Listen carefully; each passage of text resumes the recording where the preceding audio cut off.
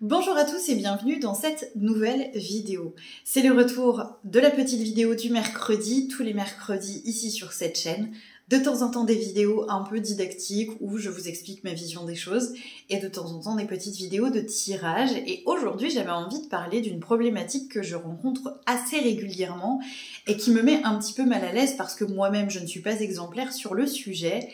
Le respect du lexique dans le domaine de l'énergétique, de la médiumnité, de la spiritualité. Je crois qu'aujourd'hui, beaucoup de mots se sont vus transformés, mal interprétés, puisqu'en fait la vision que nous posons sur le mot est venue écraser ce que signifie le mot au départ. Ce qui veut dire qu'aujourd'hui, quand on demande à quelqu'un de définir ce qu'est que l'énergétique, la spiritualité, la médiumnité, chacun y va de sa bonne façon pour expliquer les choses, et au final, le vrai sens du mot se perd. Prenons un exemple, si aujourd'hui je te demande de définir ce qu'est la spiritualité, tu vas avoir ta vision du mot qui va être présente. Par exemple, pour moi, je vois vraiment ça comme une espèce de quête pour finalement se connaître, se ramener à soi. Pour préparer cette vidéo, j'ai repris un petit peu le dictionnaire, et en fait, spiritualité, ça vient du mot spirit, donc esprit en latin. Donc c'est ce qui est attrait à l'esprit et à ce qui n'est pas matériel. Rien à voir avec la quête de soi finalement, du coup on est tous d'accord là-dessus. Par contre ça nous met en lien avec l'esprit, donc pourquoi pas le sien, l'esprit, pourquoi pas dans le sens les esprits, le monde des esprits, mais du coup rien à voir avec une quête avec soi. C'est une quête d'esprit et d'immatériel. Aujourd'hui, je suis matériel, j'ai un corps. Donc la spiritualité n'est pas censée me ramener à moi, éventuellement à mon esprit, mais pas à moi dans mon intégralité, dans ma globalité.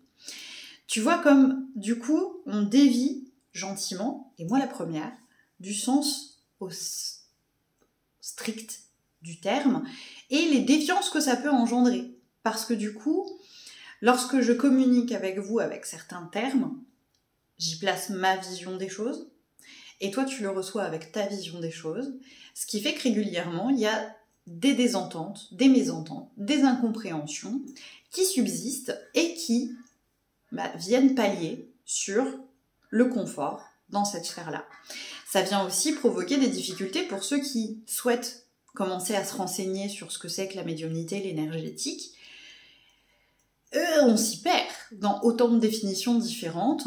Donc, si j'avais un conseil aujourd'hui à me donner pour moi quand j'ai démarré vraiment à me renseigner sur le domaine de l'énergétique, de la spiritualité, c'est avant d'aller regarder ce que les autres en ont fait, aller regarder le sens officiel du mot et de temps en temps ouvrir un dictionnaire.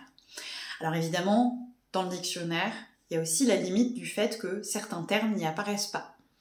Pour certains projets, j'ai été amenée à essayer de chercher la définition du clair ressenti.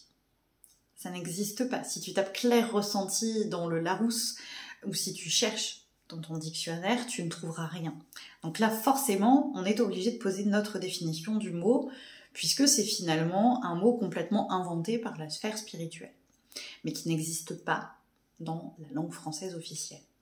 Je prends l'exemple du clair ressenti, mais il y a plein d'autres termes qui ne seront pas dans le dictionnaire et où là, chacun va poser sa propre définition dessus.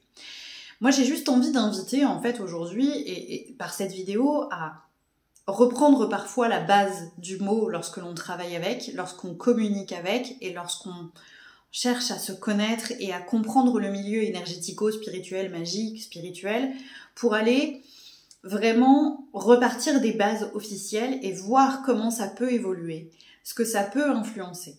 Donc si tu as le moindre doute, n'hésite jamais à repartir des racines étymologiques du mot pour retrouver son sens. Ça peut permettre de réouvrir certaines portes, de réaffirmer certaines compréhensions avant que ça ne parte en cacahuète et en te laissant imprégner immédiatement de ce que l'autre pose sur ce mot qui ne t'appartient pas nécessairement. En fait, c'est juste ça, c'est mettre en garde sur le fait que parfois certaines personnes vont utiliser le terme d'ancrage pour parler du lien à la terre, quand d'autres vont parler de l'ancrage pour parler du lien à soi, et quand un marin, lui, va parler tout simplement de poser son ancre de bateau, en fait. Tout ça dépend du contexte à chaque fois, et donc il est important d'en avoir conscience pour ne pas se laisser empiéter par des visions qui ne nous appartiennent pas, pour ne pas se laisser embarquer dans des croyances qui ne sont pas forcément les autres, et pour comprendre parfois certains malaises devant certains discours qui en fait ne sont pas malaisants, c'est juste que nous n'avons pas la même vision du mot, et rester vigilant sur ça permettra d'éviter plein d'incompréhensions, et je crois que c'est important. N'hésite pas à me dire ce que tu as pensé de cette vidéo, bienvenue à toi dans les commentaires. Si tu as apprécié évidemment, n'hésite pas à me laisser un petit like et tu as le droit de t'abonner pour d'autres vidéos sur ce domaine-là.